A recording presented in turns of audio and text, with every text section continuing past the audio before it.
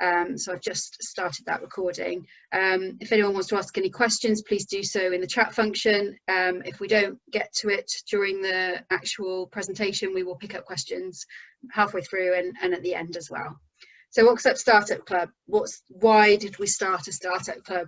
So OxLEP Business recognised that there was probably a bit of a surge of companies that were coming through now that are pre-start and startup that are looking for some help with supporting their business and pivoting their business in light of the pandemic. The Startup Club is run by the OxLEP Business Advisors. There's 5 webinars in total that supports businesses to thrive and succeed. And from joining the short course, you can also receive one-to-one support on how to be resilient and sustain your business during these times, and meet like-minded peers to share your challenges and successes with. So yeah, please feel free to do that through the chat function as well. So what do we do with the data? So we have what's called a business support tool. So we encourage businesses to come into OxLEP and complete our business support tool so that we can understand what some of your issues and challenges are, and then we can tailor our response depending on what your challenges are. So since the last 3-4 months, we've had 750 companies come through our support tool, and this is just a snapshot of what the intelligence is telling us about what companies want to achieve and what their challenges are. Can I have the next slide, please? So if you haven't done so already, then I would suggest, and we can send the link round at the end, you go through to the business support tool. That will help. What it enables us to do is it asks you the questions about what your challenges are, and then we're able to provide a personal support plan to your company that signposts you to the most relevant offer that we offer of support from OxLEP, and also signpost you to other support, which I think is on the next slide, isn't it, Ashley? Yeah, there we go. So the personal support plans reflect OxLEP's current offer, so they do change. It signposts you into the ERDF programs if they're relevant for you. It may signpost you to our Skills for Business team. It has got a useful section on economic recovery planning, shows you all the webinars that are available, access to one-to-one support if you need it, access to one-to-one financial advice if you need it, and also just signpost to other support available in the county. So it's a useful thing to have if you want one. We will send that link round and you can complete that. Next slide, I think, is probably where I'm handing over to you, Ashley. Yeah, no, thank you very much, Liz, for that introduction, and good morning, everyone. Welcome to today's startup session. So I'm going to introduce myself properly in a moment for those who I've not met before, but I just wanted to give a brief overview of what we're going to be talking about today and what we hope to achieve by the end of the session. It should be lasting for about an hour to an hour and a half, depending on how much time we leave for questions at the end. But today we're going to be looking at that journey of taking an idea, taking your light bulb moment for a new product or service, and taking it all the way through to actual launch, which can obviously seem like a very overwhelming journey, which is why for many people their idea remains just that, just an idea, a what if or what could have been. But it is possible to break that journey down from concept to market into key stages or steps, which is what we're going to do today, to help you design your own roadmap to take your idea to market. So you can see the 10 steps up there on the slide, and now each of these are quite a meaty topic in themselves. So today will really just be a top level introduction to those stages and some of the key actions that you need to take along the way. And then you can take them away, hopefully, afterwards and follow up in a bit of a greater detail at your leisure. But some of those topics we will be looking at in more detail in some future Startup Club sessions. So looking at finances, know your numbers. Also, we're going to be doing a marketing session in a few weeks' time as well. So who is this session for today? So I'm working on the assumption that as this is a startup club, most people in the room are startups. So you may have started up your business already, and so quite possibly already started to explore some of the things that we'll be touching upon today. But you may be very early on in your journey, just at that very initial idea stage, and you've got that idea, you've been sitting on it for a while perhaps, you think it's a fantastic idea, but you're just not quite sure what to do with it, in which case everything today will hopefully be relevant and helpful to you. But equally, a lot of the content we're going to be covering today will also be relevant if you're an existing or established business. We're all aware of the very strange and challenging times that we're living through at the moment. So there will be many businesses looking for new revenue streams. So you may be a service business, for example, looking to introduce a product into your sales mix for the first time. Or vice versa, you may be a product-based business interested in launching a new service. The buzzword at the moment is all about diversification and pivoting and looking at new and innovative ways of adapting your business. So hopefully there will still be material here today which is relevant to you. Feel free to take notes as we go along, but as Liz said, the slides will be made available, and I believe we are recording as well. I think we're going to probably stop about halfway through for a few questions, but then we'll save the main questions to the end. So as Liz said, just pop those in the chat as we go along, and we'll try and answer as many of those as possible. Okay, so before we get stuck into our 10 steps, I did just want to do a very quick introduction to me. So my name's Ashley Cavers, and I'm a business advisor with OxLEP. I've worked on a number of their startup and growth programs over the last couple of years, and I'm currently managing one of their programs, which is specifically supporting social enterprises, charities and purposeful businesses in Oxfordshire.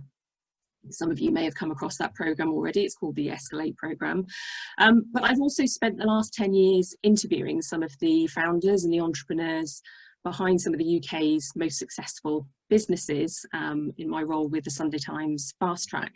So I've seen and I've heard firsthand some pretty amazing journeys and stories from people and organisations who've been through that journey of taking that initial idea right through to launch and then successfully growing their business afterwards. But probably most relevant to today's topic, and why I'm really pleased to be part of the Startup Support Club, is because I'm actually a business owner and a startup myself. So alongside my two co-founders, I've gone through and applied these 10 steps to launch my own range of products with the Wonky Food Company.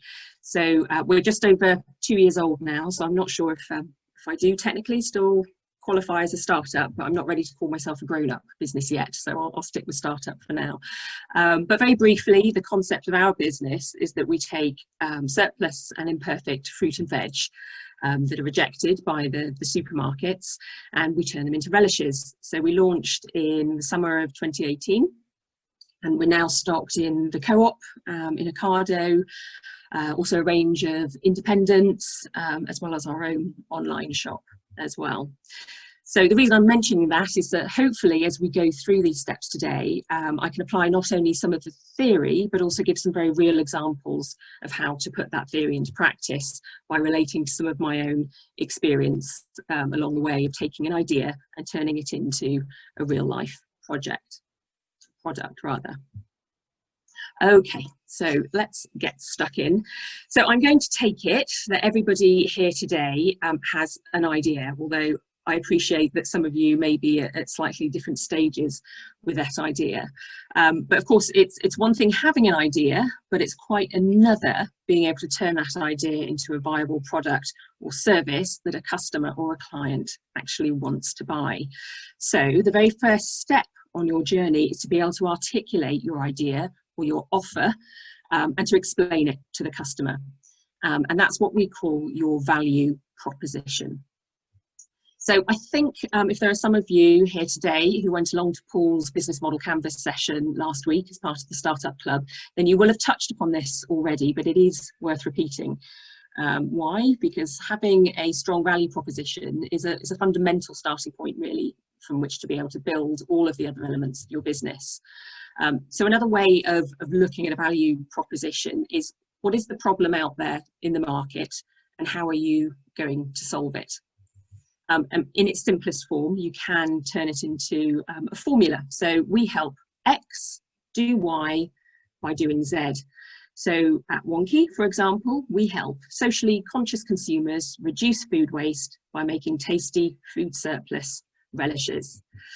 Doesn't have to be catchy at this stage. It's not necessarily your tagline or your branding message, but it's more of a mission statement that you can then adapt and help inform your snappier branding messages a bit later on. So Airbnb, much better known than Wonky. So Airbnb, in their own words, describe themselves as existing to create a world where anyone can belong anywhere, providing healthy travel that is local, authentic, diverse, inclusive and sustainable. So quite a long list of value adds there. And over time, this value proposition has become distilled to their tagline, which is simply the two words, belong anywhere. Then Facebook, we all know Facebook, and they're all about connecting, helping users to connect and share through their technology. Now, companies like Facebook can, of course, have more than one value proposition because they have more than one audience. They're B2B and they're also B2C. So their B2B value proposition could be very different to their B2C proposition, which obviously is to you and I, rather than their B2B, which would be to their advertisers. So just taking a little bit of time to figure out what your value proposition is a useful exercise that's really worth, excuse me, worth trying to apply to your own business, because it does come in handy later on with some of the other steps that we're going to talk about, such as your brand identity and your marketing message as well. Okay. So once you've articulated your idea into a clear value proposition, what you need to do next is to find out whether it actually has legs. So it's true that some of the best ideas start as a hunch or just an assumption, but at some point that hunch needs to be tested and validated. Because just because you think it's a great idea or you think that there's a problem out there that needs solving is not necessarily going to mean that everybody else feels the same. Now, of course, you don't need everybody to need your product or service, but you do need enough people to buy into your idea. So that's why a thorough initial market research stage is really, really important. And this is the first stage of research. Later on, we're going to look at how you'll need to do a second stage of market testing with an actual prototype of your product or service. But at this stage, all you're really trying to do is to identify that there is a potential market to warrant taking that idea to the next step. Excuse me, I'm going to try not to sneeze. So to start your research, first thing you need to do is to identify your target customer or customers, because you may have multiple customer segments. So these are the customers who are ultimately going to buy your product or your service, and you need to get to know them inside out. Are they men or women? How old are they? Where do they live? And as just mentioned, do you have more than one target market? Now, in the marketing session I'm going to be running in a few weeks' time, we take this whole area a stage further, and we'll be talking about customer avatars, building up very detailed customer profiles. But for now, it's just to know those basics of who, what, where.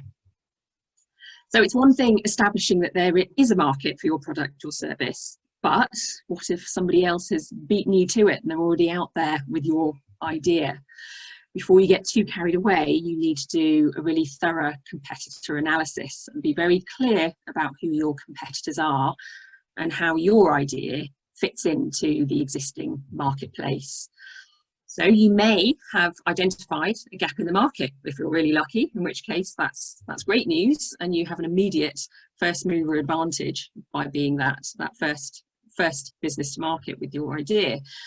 But that in itself can bring challenges, as the market hasn't yet been proven. Sometimes it can actually be better being the second or the third to market, because you've been able to let that pioneer brand before you go out there first, test the market, make a few mistakes and learn those lessons from which you can actually benefit. So don't ever be put off by the fact that somebody else is already out there doing something the same or similar. The key is to identify whether you can do things better or do them differently, which brings us to your unique selling point or your USP. So this is sometimes quite similar to your value proposition, but essentially it's identifying your point of difference. What sets you apart from your competitors? So it might be around price. It might be that you are cheaper than anything else that's out there, or you might go the other way, you provide a premium or a luxury version of a product or a service that's already out there. Or you may decide you want to compete on something like customer service, or it could be through your delivery model. Maybe, for example, you're the first company to deliver a service online, or to use a subscription model for your service or your product. So how do you go about finding this information at this all-important market research stage? Well, there are actually a lot of accessible ways of doing the research. Some very well-crafted internet searches can actually provide a whole host of useful data.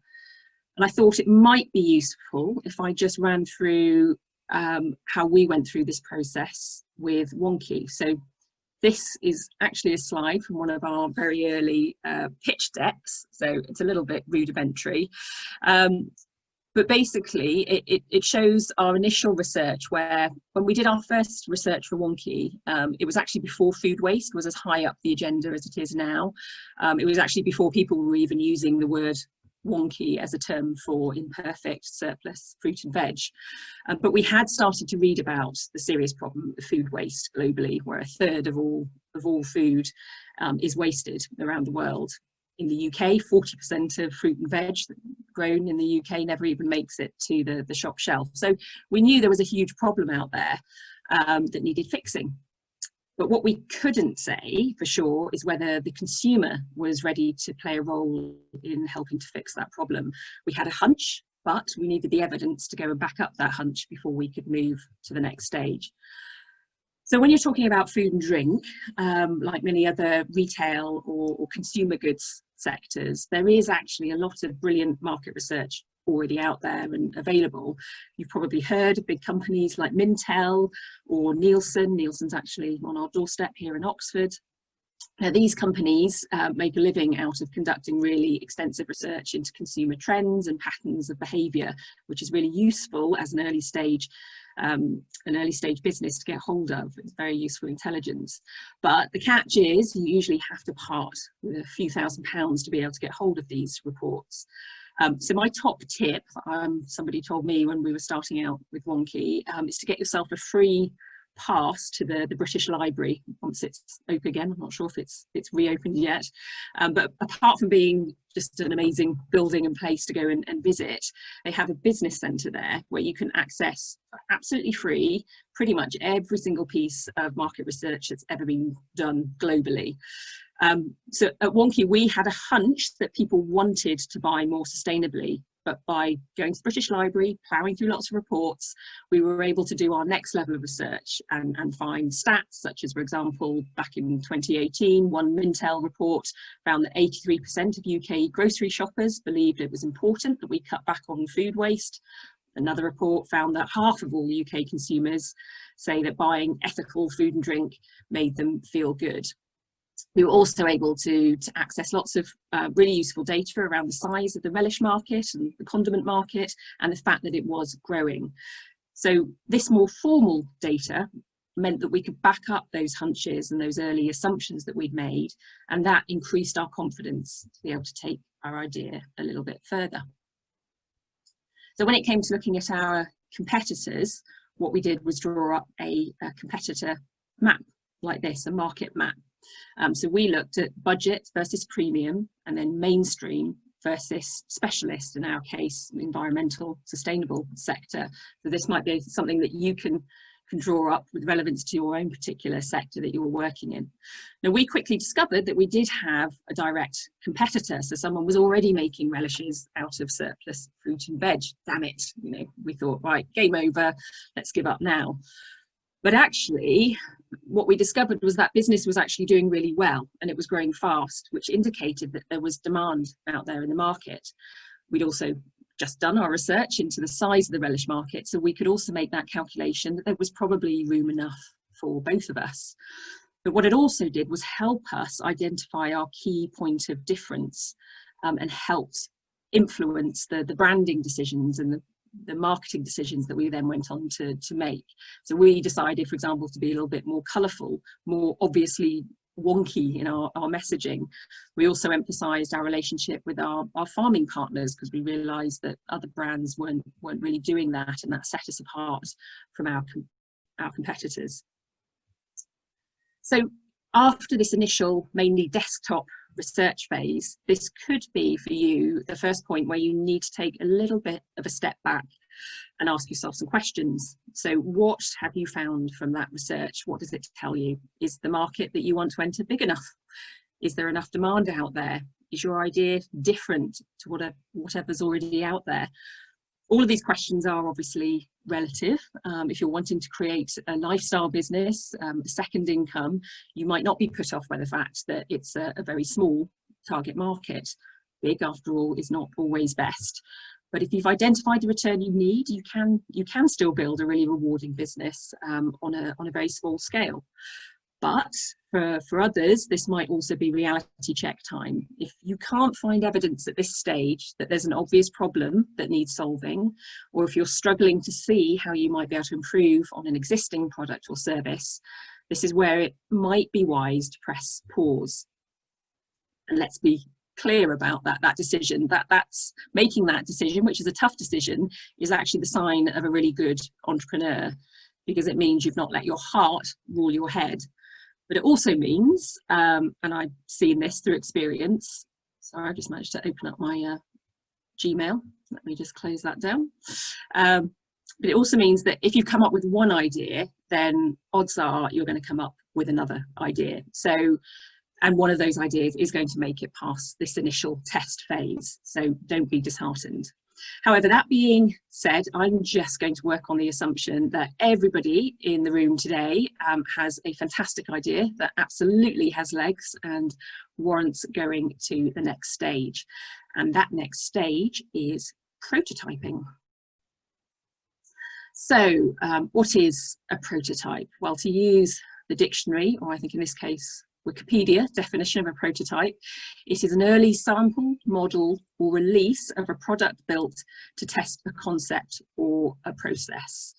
Often also called your minimum viable product. Now you might associate prototypes with manufacturing, but every product and every service as well should have a prototyping phase of some sort. This is where you create that first version, that minimum viable product. And so why should you take this time and effort to create a prototype? Well, there are many benefits to doing this. First of all, it enables you to demonstrate to customers what you're talking about. It gets that idea that's in your head actually out there into some physical, tangible form, and gives you that opportunity to gain feedback and make improvements. It can also be an opportunity to identify quite early on in the process some major design problems or flaws. It can also help you to understand a bit better the production costs and the processes, the various steps that are going to be involved in actually taking that product or service to market. And for those of you who are looking for some early stage investment, you're going to need a prototype if you want to be able to attract those early investors. But there is a misconception, I think, that a prototype needs a lot of investment and takes a lot of time. And while this might be true for some high tech or some mission critical products where you do need a basic proof that the tech works, for many products and services, a far more rudimentary approach is perfectly fine. So I would recommend taking a look at Google's rapid prototyping videos. You can find them on YouTube. They are worth a watch. This is where you get Google's brightest and best standing there with some Pritt stick and scissors and paper, and actually showing how this is actually how they work through some of their initial software and programs. And I've also seen prototypes be made out of Lego before. If you want to be a little bit more sophisticated than that, then some low budget ways of building your prototype is to approach some local design students, for example. Perhaps they can build something for you out of, with a 3D printer. There's also a lot of tools online. There's a website called mockups.com, one of many, that have various tools that you can use to help you create that initial prototype. I should say as well that at OxLEP we have our innovation support for business. So if you're more at the technology and innovation side with your business idea, then the prototyping and initial R&D, research and development phase, is something that ISFB can help you with as well. Can help you with financing, or help you finding the people that can help you put together that initial prototype or demo. And there might be some of you today who you don't have a product idea, it's a service idea, and think that prototyping might just be for products, so you don't need to bother. But actually the same principles do apply for a service idea as well.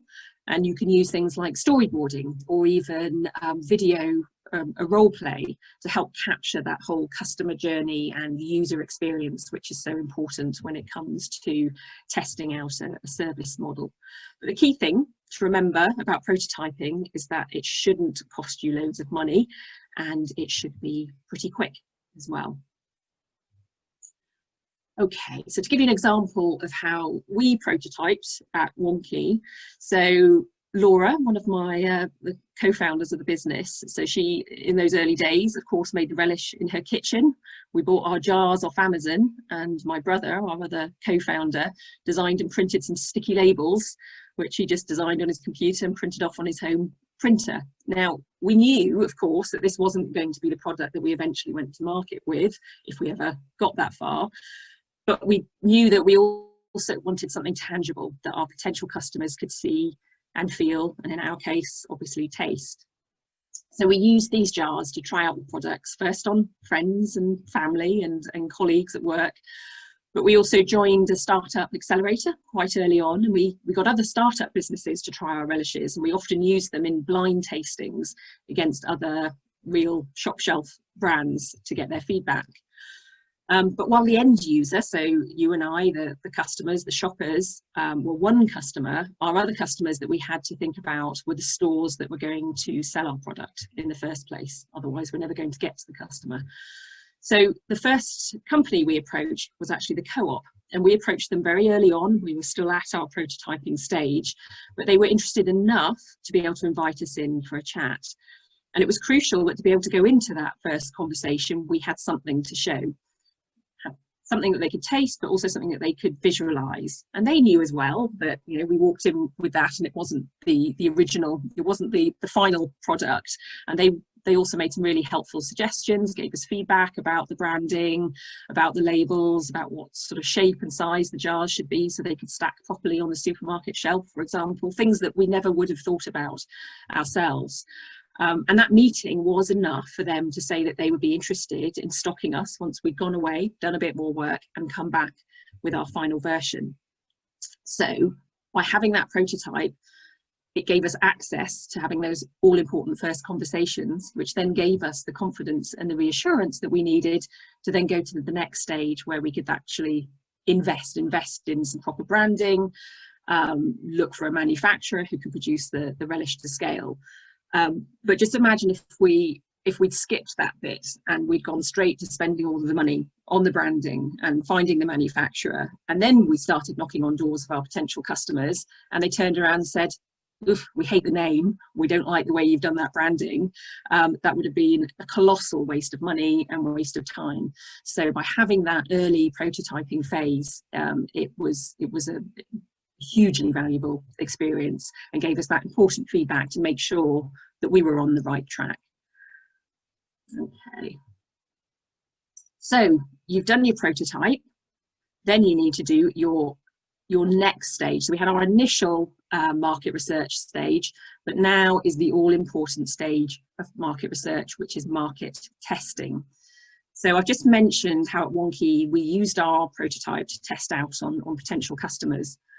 So with a prototype to hand, you get that feedback on the look, the feel, the colour, the usability of your product. But this is also where you can refine and test some of those assumptions in your earlier round of market research, such as your price point. How much are your customers prepared to pay? And also areas such as your delivery model. So that's where and how people are going to buy your product and service. But of course, and I'm sure you've work this out, but testing on your friends and family alone is not enough. It's important to do. You want to get their feedback, but you can't guarantee obviously their objectivity, and they also may not fit into your target market. So that's where a focus group is really, really valuable. Now, some focus groups you can pay. There's lots of agencies out there. You can pay a lot of money to have a proper focus group, an independent focus group convened to target your specific market. But there's no reason why you can't actually pull together your own focus group where the results are equally valid. You don't have to spend a few £1000s. So let's say, for example, you are designing a product for preschoolers. Let's say it's a new type of drinking cup, a sippy cup of some sort. You could ask permission to go along to visit a local parent and toddler group and get them to try your product. And when you're doing that, you need to make sure that you're getting both qualitative and quantitative data. So you want to get people's genuine feedback, their comments, their thoughts, but you also need to have some hard facts around what percentage said they would definitely buy your product, they would possibly buy your product, or at the other end, definitely not buy your product. It's good to go as well to places where there are lots of people. So we went to a lot of markets, farmers markets, local markets early on, just to test our product on customers. Some of you may have actually heard the story of the Innocent Drinks founders, which I think has gone down into startup legend by now. But if you haven't heard it, there's Innocent Drinks in case you've not tried them before. But it is a great story. So two of the co-founders went to one of the big festivals. I think it was Glastonbury, and they paid for a pitch to sell their now famous smoothies. Well, they didn't sell them, they actually gave them away. So they served up the smoothies in paper cups, just giving them away to people as they walked past their stand. And they had a rubbish bin at each end of their stand with a sign above. One of them said, "If you think we should give up our day jobs to pursue this full time, chuck your cup in here."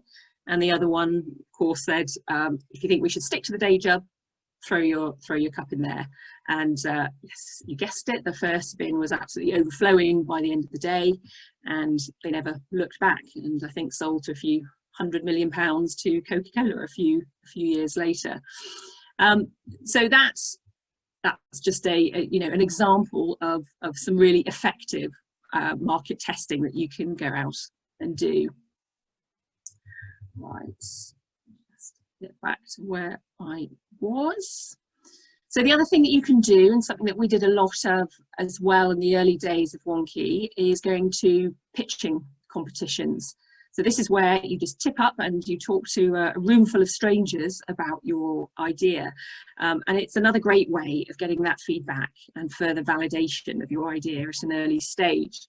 It's also a brilliant way of honing your pitching skills, which will come in handy later on, especially if you're going for investment.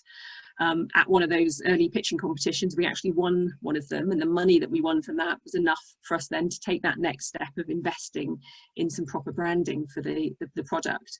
I don't know, some of you may have been actually along to the Started in Oxford demo day, which takes place every year, and it still happened this year despite COVID.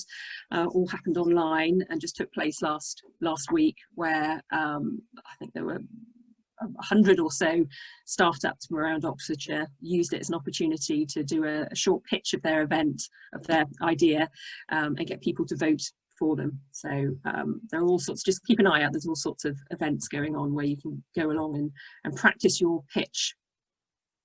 So another way of validating your idea is to see if people will buy your service or product before you've even launched it. So a really easy way of doing that is just by creating a landing page. Create a landing page, run some ads to direct traffic there. You can just have a buy now button on the page and see how many people click. If you get people clicking through and wanting to buy your product, then there you go, you validated your product early on. So these are just a few examples, and there are many other ways of testing your product or your service. Okay, so by this point, hopefully you're confident is growing a bit. You've hopefully validated your product by now, and you know that you're onto something that's worth pursuing. So at this point, it's worth probably taking a moment to see if you've protected your product or your idea as much as possible, to make sure that it remains your idea and your property. So intellectual property, or IP as it's known, can get quite complicated, and it does vary according to what kind of product or service that you have. I will put in a disclaimer here and say that I am clearly not an IP lawyer, so anybody wanting to find out more about IP should either talk to a lawyer, but I would say as a first step, if you just go to the IPO website, ipo.gov.uk, they do have some really useful tools and presentations that can talk you through the various aspects of IP. And actually OxLEP as well, on its OxLEP business website, there's also a really useful page there with some handy summaries and links as well to where you can find out more. But broadly speaking, IP falls into 4 main categories. So patents, designs, trademarks, and copyright. So patents protect new inventions, it protects how they work, what they do, how they do it, what they're made of, and the process in which they're made. Designs protects the overall look of a product. So that's the aesthetic, the colour, the shape, the texture, and the material. Trademarks, which may well be applicable to more people today. Trademarks protect brands such as your business name or your company logo, and that can consist of a word, a phrase, a picture, or a combination of all of those. And then finally, copyright, which protects written, dramatic, musical, and artistic works, including photos, recordings, software, and databases. And it's worth saying as well that you can take out multiple forms of IP on a single product or a service. So at Wonky, as soon as we knew that we were serious about taking our product to market, and actually it was, in our case, it was before we even got to the prototyping stage, we decided to trademark the use of the word wonky with respect to misshapen fruit and veg. So we trademarked the word, we trademarked our early logo, and we trademarked the combination of the words, the Wonky Food Company as well. And we did all that ourselves. We didn't use a lawyer to do the registrations. It is quite straightforward, but I should say that we did then have to use lawyers further on when we had to do a few challenges and defend our trademark, but it was definitely for us a really good investment, which will protect that really important asset in our business. Now, not everybody will have IP that can be protected, and the patent process in particular can be quite long and arduous. I've met many tech firms and organisations over the years who haven't even bothered with the patent process, because the tech world, if you think about it, it's moving so quickly. You'd have to be constantly taking out new patents for every iteration of your product. Of more value can actually be the speed of getting to market first with a new product, rather than getting too bogged down in the IP. I'm going to take a sip of water. That marks kind of a halfway point of going through our 10 steps. I don't know, Liz, have you been checking whether we have any questions in the chat so far, or shall we? Yeah, thanks for that so far, Ashley. Got some feedback that content is spot on, so thank you. Lots of discussion around the prototyping, people using different things to prototype their products, and really interesting stuff there. And also Toby's just suggested creating a discussion group outside of the startup club where people can carry on talking, which sounds like a great idea. So we can pick that up, Toby. I'll drop you a line after the webinar and we'll sort something out. No other questions so far. Okay, well, I'll take that as a good thing. And as I said, there'll be an opportunity at the end to chat a bit more. But no, I absolutely think that'd be a brilliant idea to kind of carry on the conversation. This is really to start a number of those conversation points and discussion points. And I think we're constantly looking at ways through OxLEP and through the Growth Hub that we can bring people together, because there's a lot of strength in working in networks and peer group support. So that's definitely something that we'll look into further. Okay, so moving on. I'm going to work on the assumption that the majority of people in the room today, again, because of the fact that we're calling it a startup club, that you have either started your business or you are thinking of starting up a business. So that might be as a sole trader or a private limited company, or perhaps some of you are exploring the social enterprise route and want to set up as a community interest company. These are all valid ways of setting up a business. But I'm also going to work on the assumption that many of you are going to be planning on managing most of the elements of your business yourself. So perhaps you're starting with making your product from your kitchen table or your garden shed, perhaps, or you could be delivering your service from your home office or your kitchen table. I assume that because the DIY route for most businesses is the way that they start. But it's probably just worth pausing for a moment, because when we're talking about launching a product or a service, there are different models to be able to get your product or service to market that it's just worth spending a moment thinking about, because an alternative might be a better route for you. It has to be said, setting up a business is a lot of work, especially with a product-based business. You've got the manufacturing to consider, you've got the packaging, you've got the distribution, how you're going to get it to the shops, get it to people. If lots of people buy your product, which obviously you hope they will be, you're soon going to grow and you soon won't be able to make all of those products yourself from your kitchen table.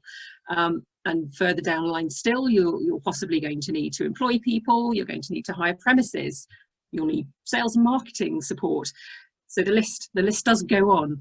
Now, for many, I'm not trying to put you off, this is obviously one of the attractions of running a business. It's not just that original idea or the product, it's what you build around that. But another route is to start outsourcing. So DIY, the first route, many people go down. But another way of doing it is to outsource, and to do that from a very early stage. So outsourcing production to a contract manufacturer, outsourcing your sales and marketing to experts. Now, of course, the downside of this is it's a much more expensive way to launch your business, as you have to find the cash to cover those costs, potentially before you've even started selling. But the advantage is that it can get you to market much more quickly and potentially increase your chance of success by surrounding yourself with all these very skilled, experienced people and skill sets. And it also means that if you're really the ideas person, if your main focus and passion is the idea, the product, then this might be a better way of going for you. But the other option to consider is licensing your product or service. So you might decide that you've come this far, you've done the research, you've done the prototyping and the design piece, you've filed all your patents and copyright, but you don't really have the time or perhaps the money or even the desire, that passion to take that next step of actually launching it to market. In which case you could either explore selling your idea outright, or license your idea. So that would be licensing it to another company which already has all of the resources, the manufacturing, the infrastructure, the staff in place to be able to manufacture and sell that product quickly. The downside, of course, is that you lose control of how the business is run and what exactly they do with your idea. You're unlikely to get any of the potential glory if it's a huge success. But for some, it is a lower effort and a lower risk way of getting your idea, getting your product to market, and also enables you an income because you will be getting a royalty from every sale of that licensed product. So really, I just wanted to point those out so that you're clear that there are different ways to go in order to get to market. Now, one of the factors that could well influence whether you decide to go the DIY route and take that product to market yourself, or whether you hire in other people to do that, or whether you license it, is of course the money. And we can't avoid talking about that. But what we are going to do, though, is have a separate session looking at finance in another Startup Club session coming soon. I think December the 10th. Liz will correct me in the chat if I've got that wrong. So what I'm not going to do today is look in too much detail about the various ways of financing your new venture, because there's a lot to discuss and talk about, and it's worth having a separate session on that. But this is clearly something that you need to be thinking about from day one, you know, how you're going to finance this. But what I wanted to spend a moment just looking at today was how you look at your numbers to help you price your product or service ahead of launch, as this can be another critical decision point. We had that moment earlier on, once you've done your market research and taking a step back and thinking about whether there really is enough demand for this, for your product. And this can be another one of those critical points regarding the viability of your venture. If you're a product-based business, then this very simple formula up on the screen right now can gives you a bit of an overview of how to decide what your price point is, your point at going to market. So first of all, you need to look at your material costs. This is sometimes known as your cost of goods or your COG. And this is basically what it costs you to make that product so that it's ready to be sold. So in the case of our jars of wonky relish, it was the raw materials, so the fruit and veg that we actually used to make the relish. But it was also the cost of the jar, it's the cost of the labels that go on the jar, and the cost of manufacturing the product. So we outgrew our kitchen table pretty early on, because the co-op were true to their word, and about a year after that first visit with our initial prototype, they agreed to start selling us. So we now work with a farmer actually, who has the equipment. So a farmer who diversified from his farming. He needed an extra source of income, so he started making products out of his crops and invested in all this equipment and space and resource, and now makes products for other people as well who he likes, like us. So he has that space and infrastructure there to be able to make relishes in the thousands, which we need to make them now. Now, obviously, that's a more expensive route than if we did it ourselves, but it means we can produce the volume that we need in order to fulfill the orders. So that's your materials cost. And then you need to factor in labour on top of that. So that's either what you're going to pay yourself or others that you might choose to employ or outsource to. Now, it's a harsh truth that many people don't pay themselves. Many founders, entrepreneurs do not pay themselves at first while they're building the business. I'm not saying whether that's right or wrong. It's just a harsh reality. But what is really important is that you will want to pay yourself at some point, right? So you need to make sure that in your pricing model, in your business model, you've got the space in there to be able to pay yourself. Or at least somebody else that you may pay to do it for you. So don't just rule out labour because you're quite happy to work for nothing for a few months, because that will change at some point. So the next section, expenses and everything else really. So you need to factor in things like your packaging, your postage. If you're running an e-commerce business, that's going to be a big part of what you do.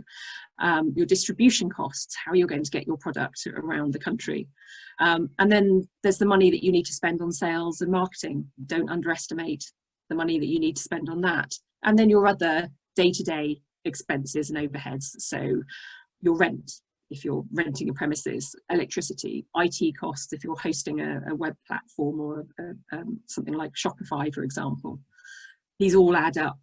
And then on top of all those layers, you've got to make sure that you add in a profit margin as well. So this enables you to reinvest. I've got Google popping up again, go away please.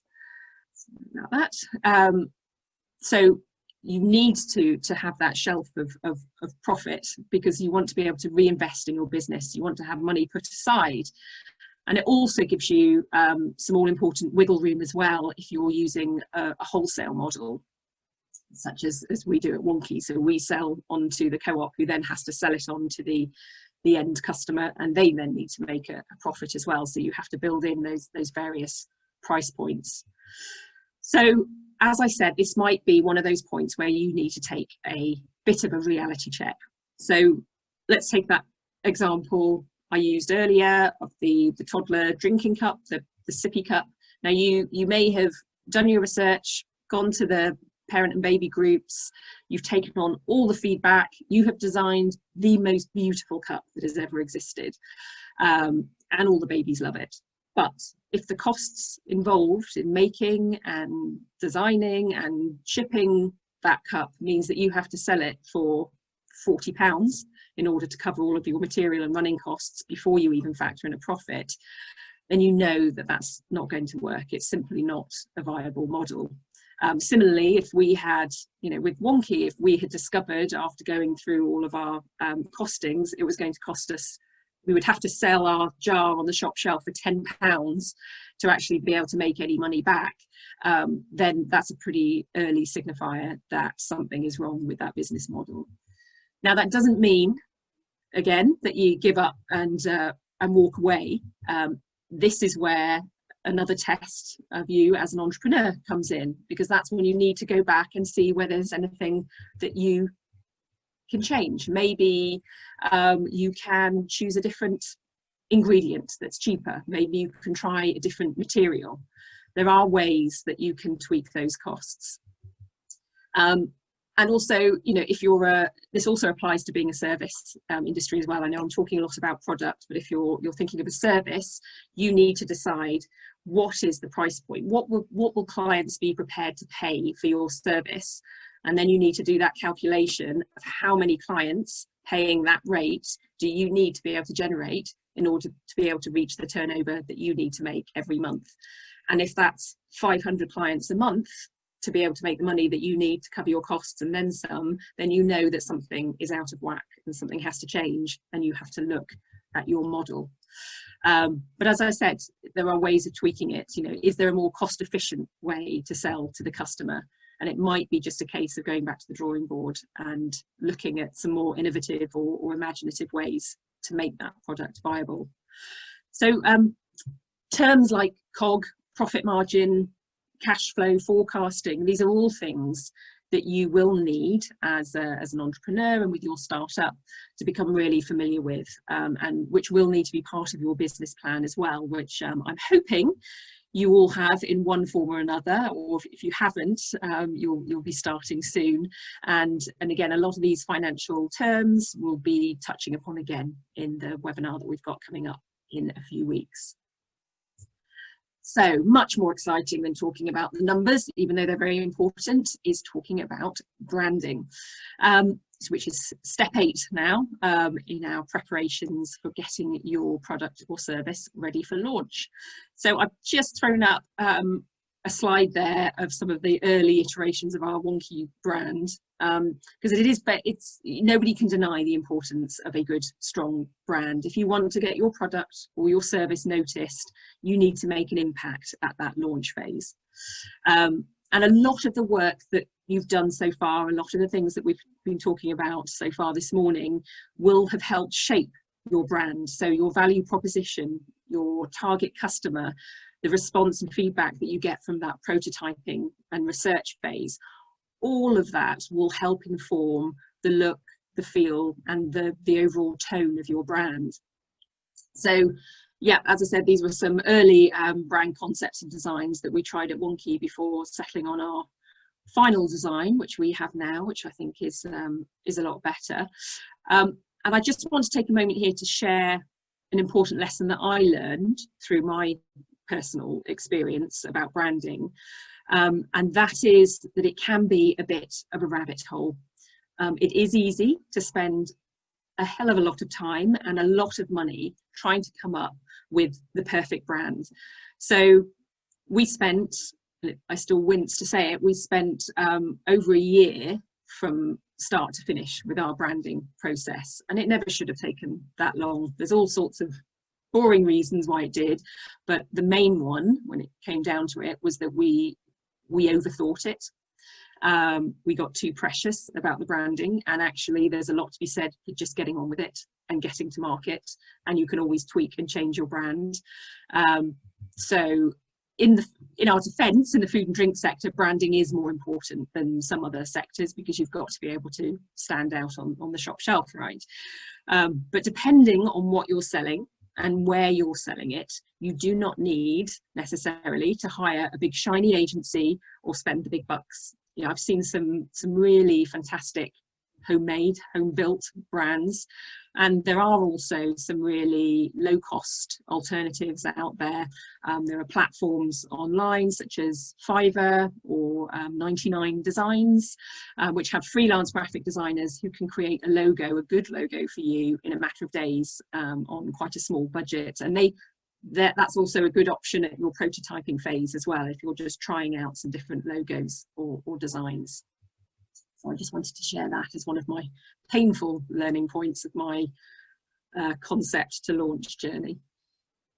Okay, so sticking with branding, it is also important to understand that branding is about much more than just the logo or design, as fun as those bits are. Arguably, a more important part of your brand is your brand identity. So what do I mean by that? So your brand identity really goes to the nub of what you're all about. And again, it will hark back to your value proposition. But your brand identity needs to speak to what you stand for as a brand. What are your values? What do you believe in? What is your personality? What is the story that you have to tell about your brand? Because believe me, every new business, whether you know it yet, maybe you don't know yet how to tell it, but every business does have a brand story. And being able to tell that story is going to be really important and really help you with a successful launch. It will help you on lots of levels. It will help attract interest from customers, from journalists, and from other key partners and stakeholders. For us, it's been retailers like the Co-op, who they were happy to take a chance on an unknown brand because they liked our story. They liked our message about providing equal rights for all fruit and veg. They liked the fact that we approached a serious topic such as food waste, not in a preachy way, but in a more playful way. They also valued our close working relationships with farmers, which was another very important part of our brand identity and remains so. And once you've identified those elements of your brand identity, this will really help you to inform the marketing and the messaging when it comes to actually launching your new product or service on the world. Okay, so you're getting to the point where you really need to get your ducks in a row now and plan for the actual launch itself. I can't overemphasize the importance of careful planning, because when you get to this point, you are going to be juggling a lot of different elements, and you need to be organized and you need to get it right for launch. I actually find it really helpful for one-off projects such as a launch, but also for just the day-to-day management, to use a visual planning tool, and I'll have an example in a moment. But you may already use something like Asana or Trello. If you've not heard of those, if you've not tried them, I would recommend checking them out. They're free. They've got various premium layers, but you can access them for free, and it's a great way of organizing something like a launch plan. But in terms of a high-level checklist, I've just listed here some of my top tips, I guess, based on not only my experience, but also my experience working with other businesses to achieve a successful launch. So the first one might seem blindingly obvious, but it's choose a launch date. It does sound obvious, but actually choosing the right time to launch is really important, and some people get it wrong. So you don't, for example, want to be launching a brand new swimwear range in the middle of winter, or you don't want to be planning a local launch event in the middle of a school holiday when loads of people have gone away. That's obviously, you know, when we were able to go away on holidays. It's also worth looking for a hook to hang your launch on. So what I mean by that is, say for example you're about to launch a new mindfulness app, then why not pick something like National Stress Awareness Day or Mental Health Day, for example, as your date to launch that, because you're far more likely to get interest from the media if they can find that all-important newsworthy angle that they're always looking for. It's also worth considering whether you actually want to do a full bells and whistles launch. For some businesses, and this is particularly may apply to a service business. Sorry, excuse me, just going to take a sip. Obviously doing far too much talking. So for service businesses, you may want to consider a soft launch. So a soft launch is where you open the doors, you press go, you start the business, but you do it quietly. You don't shout about it to the world. And that way you can use it as an opportunity to test your delivery model, to get further feedback.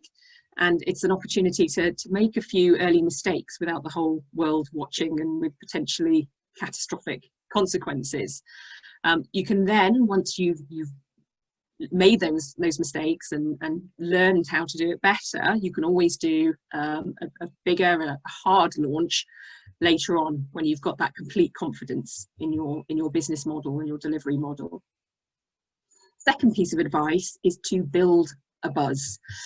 Now, many businesses, I say this because many businesses make the mistake of waiting till the last minute, of suffering from that perfectionism process, of waiting till everything is ready and they line up their Instagram, their Facebook, they've got the newsletter ready to go out, and then they press go and everything goes out. The problem there is that you are operating from a standing start. So remember I mentioned a little bit earlier on in the market testing phase that having something like a landing page that you could create just to see if you can generate interest, drive traffic there. At the same time, if you may still even be at your prototyping phase, but if you're excited enough about your product and you're committed to this journey of getting to launch, then why not start an Instagram? Why not start the Facebook group? Start to talk about your product, start to see what kind of interest is there. It's another way of getting some really useful feedback. And the benefits there is you're already starting to build your audience and build that customer pipeline by doing, we've all seen it, even on physical shops on high streets. It's that buzz that's created around the coming soon or watch this space. If you can do that, then by the time you get to launch, you've potentially already got a really strong market and customers who are there ready and willing to buy your product. So next on the list is check the detail. Now by this, I mean making sure you have planned for everything, and literally everything.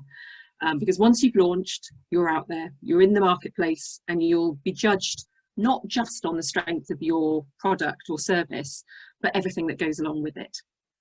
So the customer service, for example, do you have an email that people can contact you on if they have any questions? Do you have a returns policy if you're a product business? I actually know of one company that launched a new product on its website, but hadn't actually checked whether this product fit its existing postal boxes. It didn't. So it launched and the company couldn't fulfill any of its initial orders, and then had to spend a fortune getting some new customized postal boxes designed, which then really impacted on its margins. So, and actually as an aside, because I know in this world that we're living in now, e-commerce, setting up a web-based business is a very common thing to do for good reason. So if you are going to be selling primarily online, you must do some test runs with the mail and understand the costs of sending by Royal Mail, of using couriers. But before you launch, make sure you do some test runs in the post. So send your product to friends and family, check it gets there in one piece. What do they think of the packaging? Could it be a bit better? Is there something that you could do to personalize your packaging? A piece of advice that we took on early on from listening to another startup tell their story was including a little handwritten note in those orders, which we still manage just about to do today. So all of the orders that come through our website, we have a little pre-printed form, but we just scribble a little word or two and pop it in the top of the box. It just makes it more personal. It makes you stand out from the big boys. And that's what I mean by the detail, just thinking of all of those little bits that actually add up to making a big difference. Okay, so next is writing a marketing plan. Now this is a biggie, and next month I'm going to be doing another webinar where we will be unpacking how to develop an ongoing marketing strategy for your business and looking in more detail at all of the various marketing channels to reach your customer, to help you raise your profile, but also to help you boost sales. But in terms of a launch marketing strategy, which we're talking about today, it's really making sure that you have all of your bases covered and your timings planned. So I'm just going to switch to the next slide for a moment.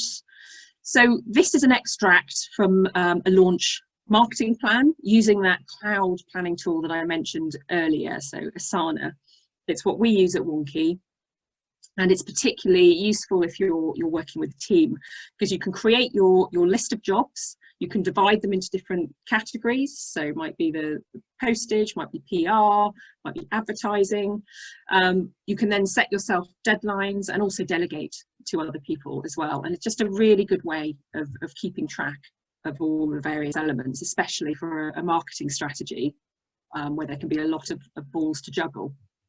So there's a lot of channels that I've listed there. So firstly, social media.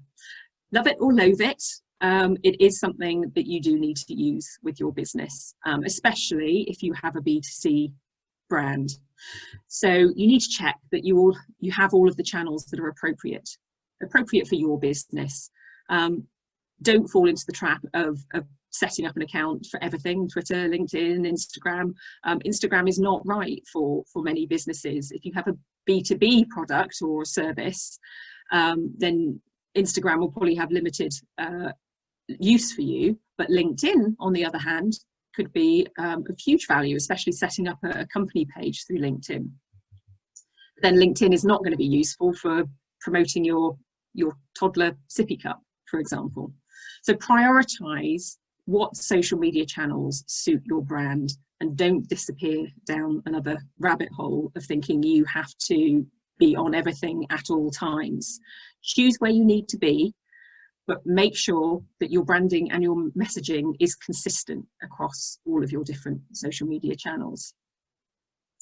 So email is the next one. So have you already started a mailing list? It's really important. Email almost feels a bit old-fashioned these days, but a good newsletter and a good mailing list is still one of the most effective ways of staying in touch with your customers and generating interest.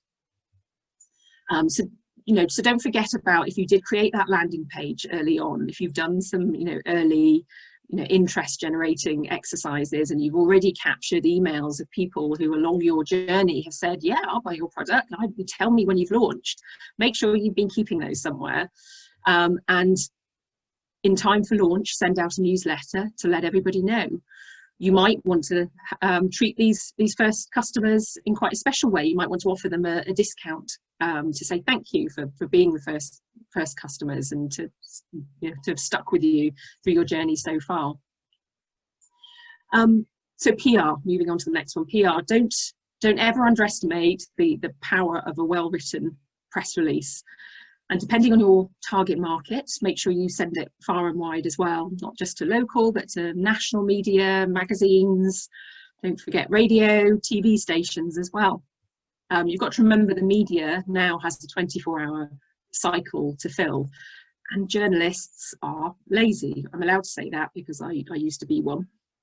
But they don't want to do all the legwork. They want people to come to them with fantastic stories.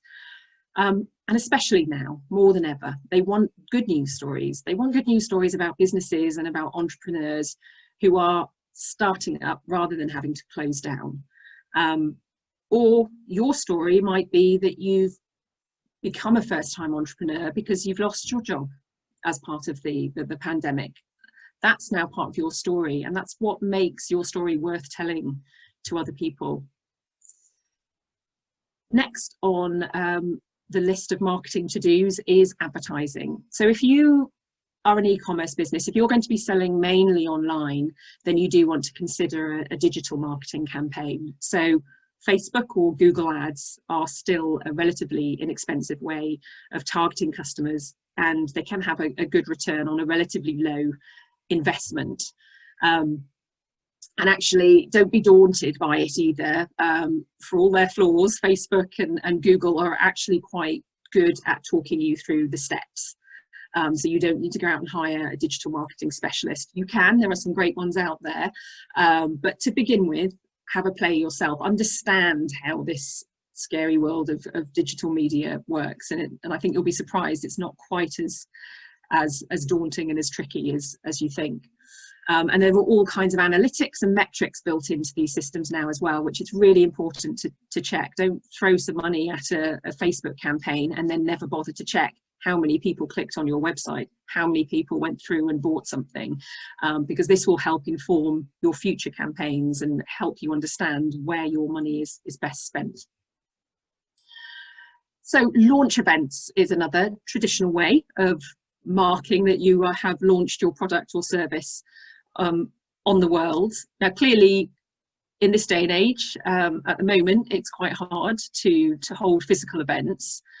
But actually, unless yours is a hyper-local service or product, you've got to ask why you would hold a physical event in this day and age. Much better to do something like an Instagram or Facebook live video, where you're likely to reach more people. And then finally, something else to factor into your marketing strategy when it comes to the launch is promotions and giveaways. So we talked about offering some of your initial customers a discount, but you could incentivize a wider audience by offering perhaps 20% off your product or service for the launch week.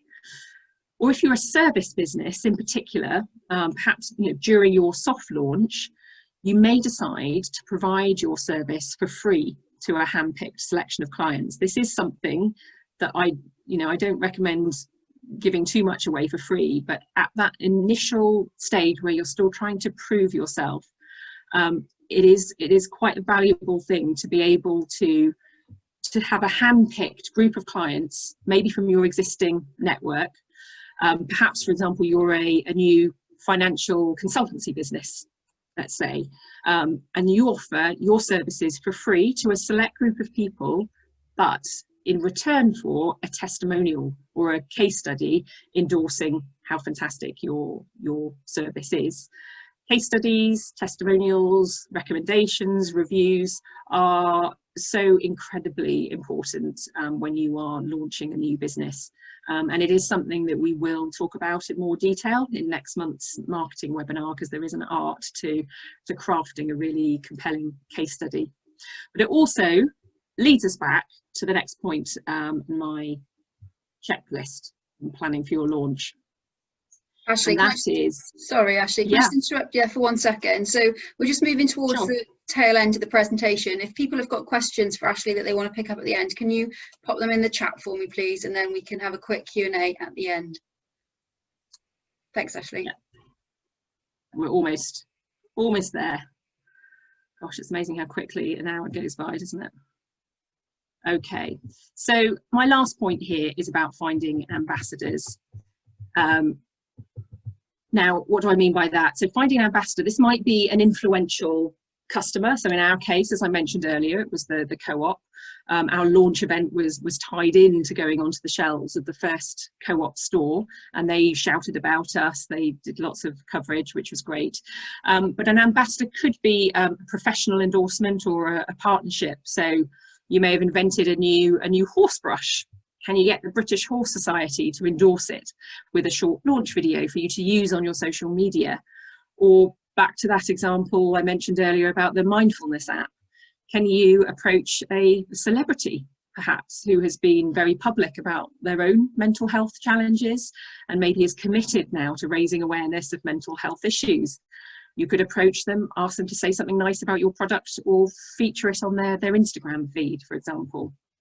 It's really finding ambassadors. It's all about reaching out to anyone who you think will be able to help you make some noise when you launch. So from celebrities to journalists to bloggers and social media influencers. You just need to identify those who align with your brand values and brand identity. You don't want somebody who doesn't really match your brand. But reach out to them. You'll really be surprised how it is the natural instinct of most people to help other people. And something, and almost a good point to start wrapping up on actually, is just to emphasize that right now there is a real groundswell of support for small and for independent businesses and entrepreneurs. There are undoubtedly exceptional challenges at the moment to starting and running and growing a business, but I do fervently believe that there are also more opportunities now than ever before. So so that brings us almost to the end. Just the last slide is the launch, and I think I just wanted a slide that had some fireworks on actually, because we didn't get to see many this year, but of course the launch is not the end. It's not the end at all. It is in fact just the beginning, and the most important piece of advice at this stage is not to take your foot off the pedal. It's quite possible that you've spent weeks, months, possibly years getting to the point of actually being able to launch your product or service, and the temptation is to think, yay, we did it, we're on the shelf, we're out there, aren't we amazing? And while yes, that is a huge achievement, and it's definitely one that you should take a moment to really enjoy and value, the challenge now is only really just beginning, because you need to build on that buzz that you have created with your launch strategy. It's about engaging with those first customers who have come on board and making sure that they stay with you and they buy from you again and again, and more importantly that they talk about you to other potential customers so that they then want to buy your product or service. But that again, customer retention is a topic for another webinar, and one that we will touch upon as well in that session on marketing next month. So thank you for listening. I think that wraps up the presentation bit. It has been rather strange. I'm used to seeing people in a webinar, but feel free to ask me any questions now. Yeah, have I answered them all? There's been quite a bit of chat going on in the background. Neil asked a question around how we deal with situations where someone you share your idea with could steal it, and we had quite a good answer from Ben, who's obviously been through the experience of patenting one of his products. I just wanted to share an example I've had of this in OxLEP, where we have an innovation program that gives grants out to companies, and one of the clients that came forward for a grant was so risk averse about somebody stealing his product that he wouldn't give us enough information about what his product was so that we could give him a grant to go and develop it. So I think for me, don't be too risk averse. I don't know if you've got a view on that, Ashley, as well. No, I would second that actually, and it was a mistake that we made at Wonky. We kept our idea close to ourselves for such a long time that we made the mistake of not going out there and talking to other people for fear that somebody would nick our idea.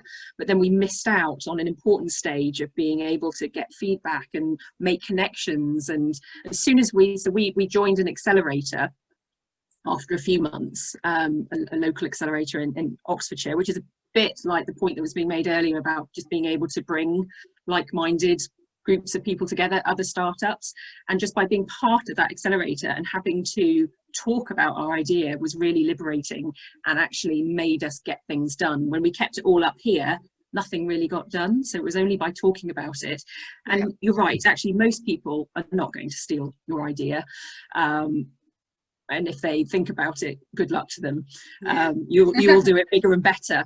I would caveat that though and say that sometimes it is worth having NDAs, so a non-disclosure agreement. So for example, when we started talking to people who could potentially manufacture our product, we would have to send to a manufacturer our recipe so that they could see whether it was something they could do in their factory. We would make them sign an NDA so that they wouldn't go and nick the idea. Yeah, that's a good point. The recipe. So when it comes to really important bits of information within your business, whether that's an important bit of tech or code or an element to a product, or then yes, protect where you can, but don't be overly sensitive because it can just hold you back. Thanks, Ashley. Another question: where did Wonky get startup funding from? We bootstrapped, rightly or wrongly. So we've taken, I think it's fair to say, we've taken the slower route. There's many ways. We talked a little bit about that in the business model section. You know, you can go sure and steady and slow and safe, which is probably the way that we have done it, and we bootstrapped along the way. Or you can decide you want to get to market as quickly as you can, make as big a bang as you can, and seek early investment. There are pros and cons to doing it both ways. If you try and get investment really early on in your business, especially before you've even launched, then you potentially are going to get investors taking a massive chunk of your business for quite a low value. Whereas if you can just hang on for a year or two until you prove your product, you have a sales record, then the value of your business shoots up. And then that's the time when you want to be able to seek some investment.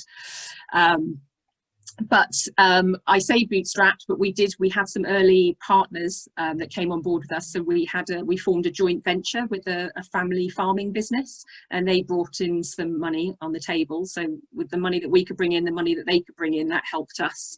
And then we did win a couple of competitions. I mentioned one of the pitching events. It wasn't a huge amount of money, but winning that pitching event was enough for us to pay for our branding. So, you know, that got us to the next step.